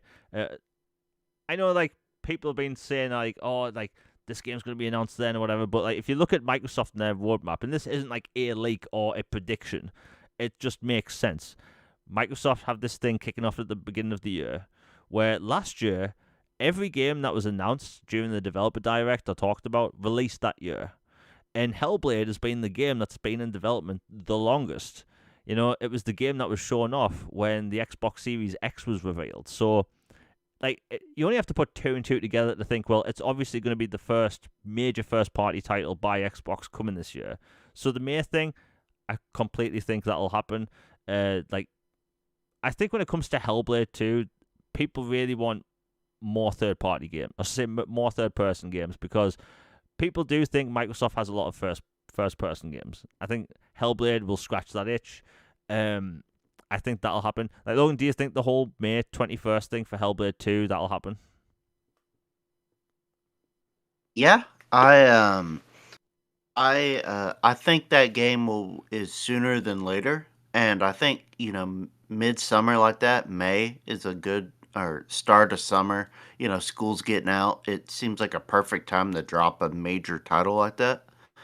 And like I don't know. Part of me thinks there might actually be one title that might come out before that one.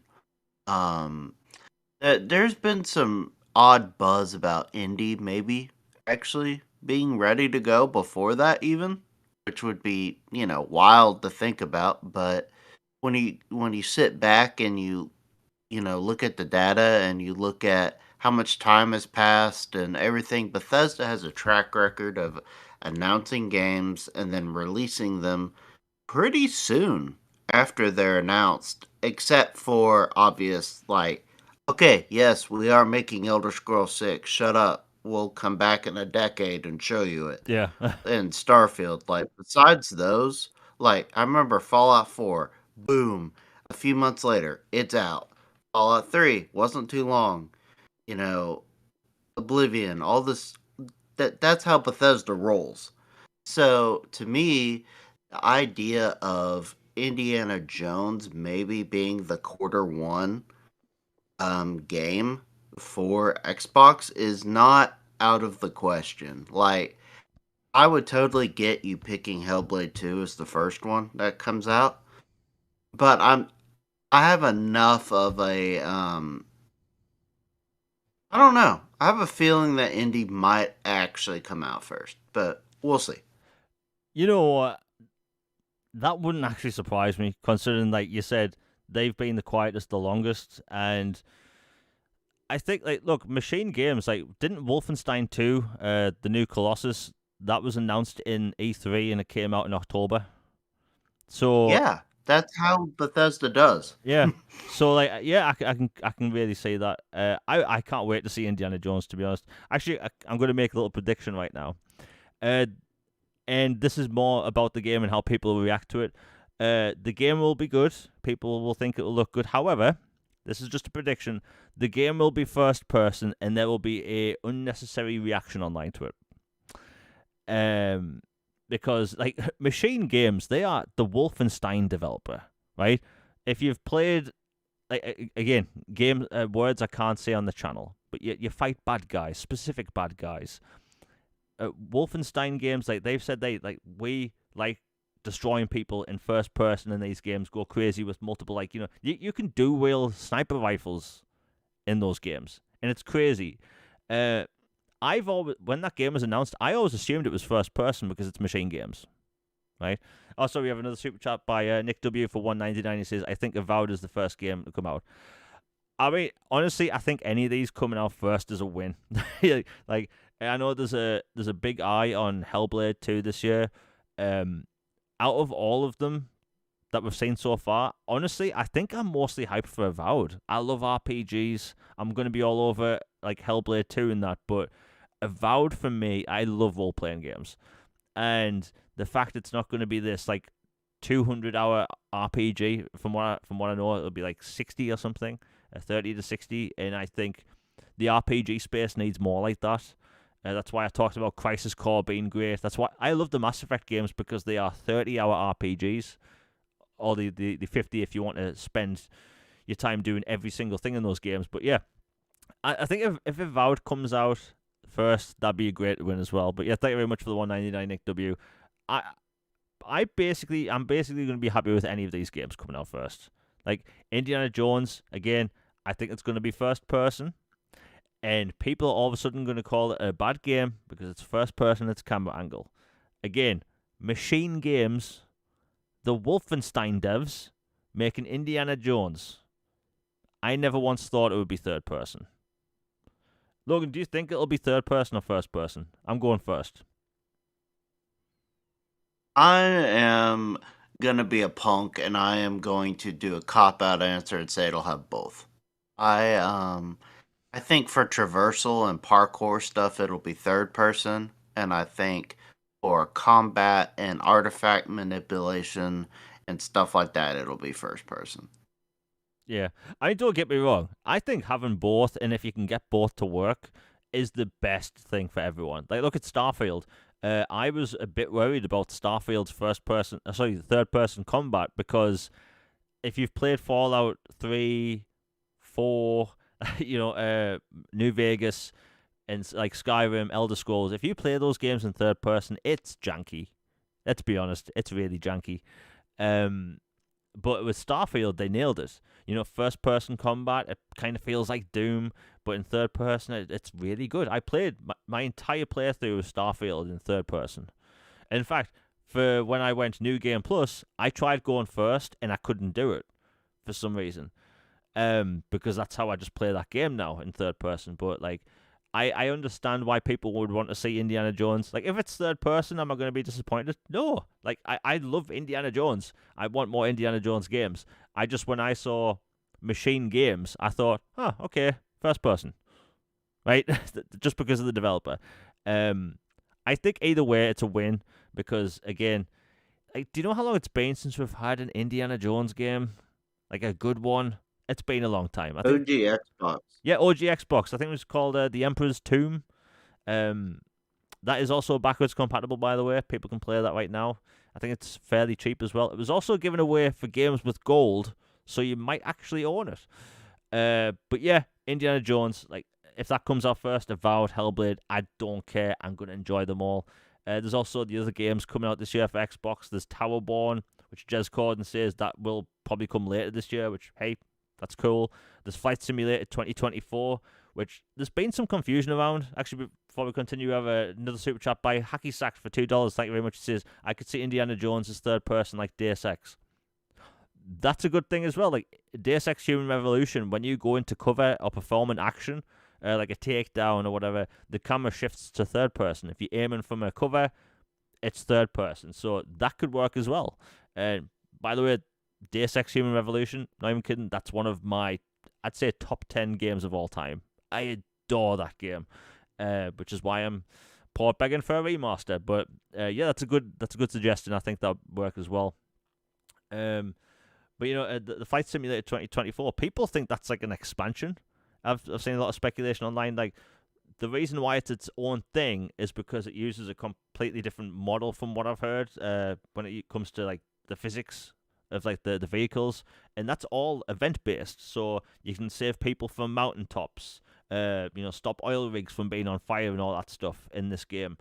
And that's its own thing. And basically Flight Simulator. I get all this confused sometimes. So Flight Simulator 2024 comes out this year. That's the one with the events. Flight Simulator, which we have on Xbox now, also gets the Dune expansion this year. And I think that's going to come out around about the same time as the film, which is in March, I believe. So there's a lot of stuff coming. And with the stuff that may be coming this year as well, such as like South of Midnight, like Microsoft, they have a stacked year. Like, I think last year was pretty good for them. I think this year is going to be even bigger. Logan, do you think they actually going to have a secret announcement like they did with Hi-Fi Rush? Yes. I will hedge my bet and I will say there will be a secret fifth game, but it won't be a shadow drop. I'll hedge my bet on that. Like, I think having and one more thing become a tradition for this is a good thing, and people will like that, and it'll make people excited, and they'll stick around till the end and go, oh wait, there's gonna be something cool, like surprise I wasn't expecting. But if they did a shadow drop every time, it would set the precedent. And I mean, don't get me wrong, I would totally be down for shadow drops every January. That would be awesome. But I just don't know how sustainable that is. But I do think there will be a secret tease announcement, a fifth title, and it wouldn't shock me if it was maybe that Oblivion remaster maybe. Yep. Just with Elder Scrolls Online having its own, showcase right after. Thank you, Microsoft and Bethesda, for finally listening to feedback and not putting Fallout 76 and Elder Scrolls Online. Love them, but thank you for not putting them in every single show going forward again. Thank you for having the courtesy to put them in their own show afterwards for the people who enjoy that, and so the other people don't zone out for 10 minutes. But I kind of think, just I don't know. I just have a vibe that Oblivion would be the fifth announcement. Yeah, no, I was going to say Oblivion as well, the Oblivion remake. That was one of the closer titles on the Bethesda leak list. Um, I think that will be there on the direct. I don't think it'll shadow drop. I think it'll release fairly soon though. Um, Honestly, I loved Oblivion. I've said this before. I think Oblivion had the best main storyline out of an Elder Scrolls game. I loved Skyrim, but Agreed. Skyrim to me is the side quests. Like I spent all my time nearly in Skyrim just doing side stuff. Oblivion, main storyline, absolutely fantastic. It even involves a war. And I think with SSD technology we have now, uh, imagine instant walking through gates, Oblivion gates. Like we can do that with today's technology where you couldn't back then. So, yeah, I think that could be the game.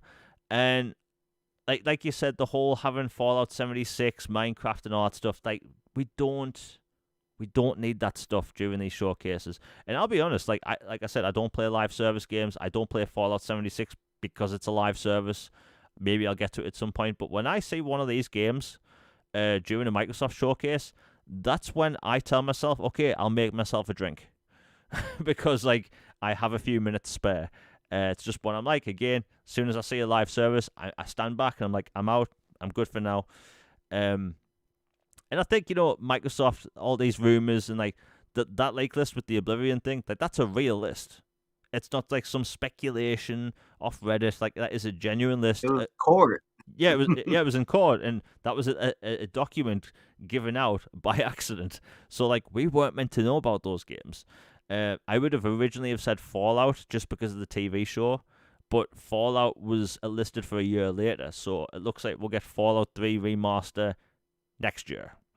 But hey, look, no matter what you're looking forward to, that's coming this year, be it like Hellblade, Avowed, Indiana Jones, Towerborn, anything basically, it's Microsoft's strongest year yet. It really is. And if you compare to years past where they've maybe had one strong game or two strong games, like this year, the whole year looks like it's going to be strong. Microsoft's commitment to Japanese studios as well is like bigger than ever. Like Phil Spencer last summer said that we're going to see AAA Japanese exclusives on Xbox. Like maybe we find out something this year. And I think that the Xbox fandom at the minute, they want more. Like, I don't know about you, Logan, but have you noticed in the past 6 months or so, a lot of people are talking about Lost Odyssey? That isn't just me. Yeah, I know. It felt like you and me were like two of a dozen people for a long time that had been like, hey, this game is incredible. You should really check it out. Like, seriously, I don't know why people slept on this or forgot about it or whatever. It is like a lot of people consider it like the true Final Fantasy 13 because it is Final Fantasy in all but name. Like, creators, all these people involved in it. Just one of the most impactful, emotional, brilliantly done stories and games I have ever played. There are a few games that have made me like tear up, and that is actually one of them. It is so good, and I've been. It's brought me great joy seeing a huge groundswell of support for it. They have Tango now. There's talk about all those Japanese exclusives and push. Like you have a ace of spades, crown jewel, pick your object of affection of choice in your, war chest. Use it. Like, I'm begging you, learn this power. Please, use it. Yeah. I mean, like the whole Lost Odyssey thing. I think we've both said this many times. Like more people need to play that. That like when that game first came out, and I saw the short stories, which wasn't in any of the marketing, my eyes rolled into the back of my head, thinking, "Oh, I've got to read paragraphs of this."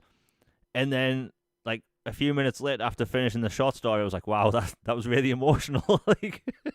Uh, like those stories were extremely well written, and you used to be able to buy a book of it, of all the short stories, which you can't really get anymore. But like, wow, like that game's incredible, and it's just weird that we're seeing all this support for Lost Odyssey all of a sudden. I went to that game's opening, the one we had in Durham, and like the line for Lost Odyssey was like really long, especially for like a small city like Durham. Like people were excited for Lost Odyssey, for a brand new AAA JRPG on Xbox. Like people were there, and I did read somewhere it sold 2 million copies. I don't know if that's true or not, but like even if it was 2 million was actually a big deal back then. But hey, I'm just happy Microsoft's making a serious push into Japan again. We're seeing with the third party deals. First party content is second to none. Like people joking about PlayStation not having a roadmap, they'll get there. Even if PlayStation theoretically have a bad year, they're gonna have a better one in the future. Like the whole no games thing, like I think on any console thing doesn't really make much sense. All manufacturers have these years where there's less content, and then they have more content. Like look at Microsoft in 2022, next to no games, next to no first party games, and then because all their games got delayed, and then 2023 was better. Nintendo have had years where they've had less games. We'll see. This year is going to be interesting for them as well because they have a new Switch coming out, which they have to announce eventually. Although I do want them to call it the Super Switch. Like that should be its name, in my opinion. Super Nintendo Switch. Yeah. Although I do have a prediction what they will call it. While I'm seeing a lot of people say it should be the Super Switch, I think they're going to name it something dumb like the new Nintendo Switch. They're going to do what they did. Oh, that or Switch Plus. Yeah, they're gonna do what they did with the 3DS, the new Nintendo 3DS, and it had the analog nub on the right hand side. I think they're gonna make a dumb move with the name. Outside of that, I think it'll be a great platform with great games. But anyway, Logan, it's been great having you on the show again. Always appreciate having you on the show. Have you got anything to say before we close out the show? No, just really excited for Thursday, and I'm excited to tune in, and I think it's going to be a great show. And personally, HellBlade 2 is the game I'm most eager to see. Like I just have certain vibes about that game that it's going to be the one that everybody's been wanting Xbox to have. I'll put it that way. Yeah, that's got a lot of people's hopes up because it's a fancy looking beautiful game. Can't wait for it. And again, we're gonna have lots of games to talk about. Last week's video, I'll get this out there. Well, I was meant to have a video about a week and a half ago. Couldn't get it out because I badly burned my hand. It's gross. Can't use it. I have to use a mouse with my left hand. So editing has been absolutely non-existent. It's painful. I can't use a mouse. Try editing with the left hand. It just doesn't work. But anyway, finally finished the project. It will be out this week. It's taken over like 12 hours to make. Probably double that actually. But anyway, that will be out this week. The support is greatly appreciated on the podcast and on the upcoming videos. Back to weekly videos this year. After everything, all the stuff behind the scenes is finally done. On-camera content is also coming this year. I have a new camera and a new mic ready to go. Cool things planned this year. So outside of the podcast, more stuff coming. And again, this podcast will be back next Tuesday, same time, all that stuff. And yeah, again, our links for our social medias are in the description down below. By the way, if I'm messing up myself talking at the minute, it's because I've been talking for like 5 hours straight, even before the show. So I'm about to mess things up. Anyway, we're back at the same time next week. A new show, I should say a new video will be out between now and then. We'll be back next week. Anyway, peace everybody. Oh, and by the way, everyone in chat this week has been awesome. Like I said before, best chat on the internet. Anyway, we're out. Peace everyone.